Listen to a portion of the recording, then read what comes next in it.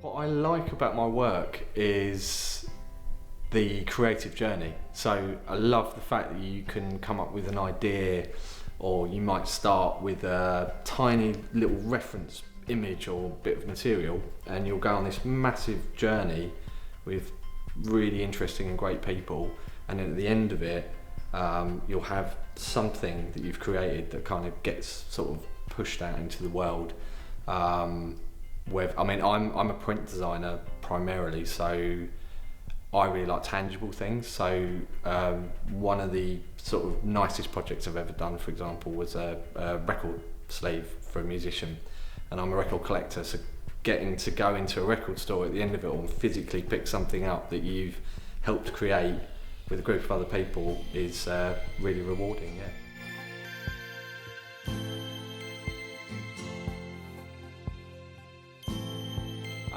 I first got started by careers advice, I think, really. I had the big kind of book at school, and I was always really good at art, and I wanted to do something creative, but I didn't want to be an artist, and I kind of sat down and read through it, and advertising just kind of appealed to me in general, so whether that to be an art director or a creative or a designer or what have you.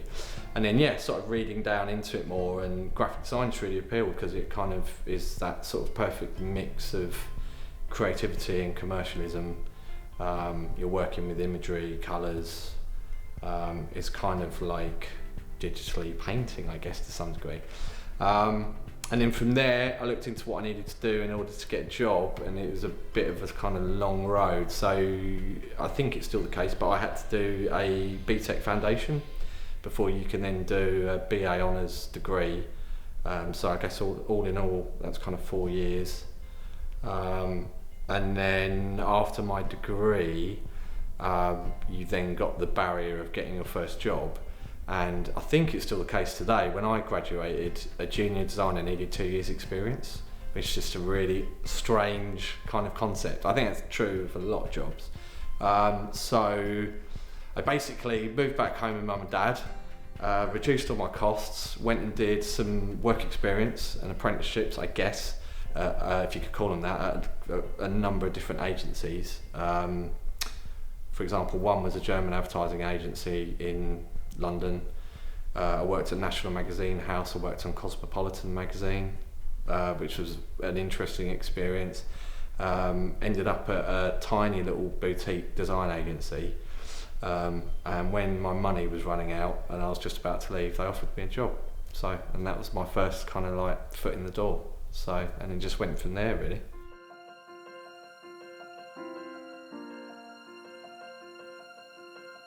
Someone looking to start out today, I would say be brave, and I think especially at the beginning part of your career, just go and try loads of stuff.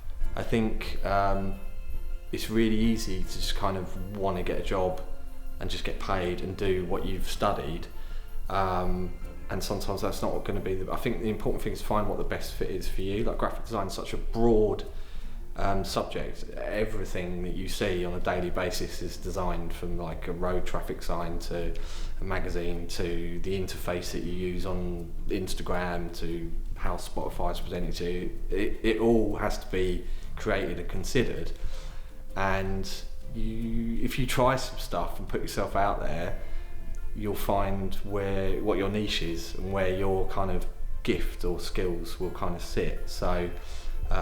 That's something I wish I had kind of done a bit more. I'm slowly doing that now, 15 years on. But yeah, I think, and don't be afraid to fail. So failure is often the best teacher, I think. Never a day sort of wasted. So you get answers to all sorts of questions just by trying. So yeah.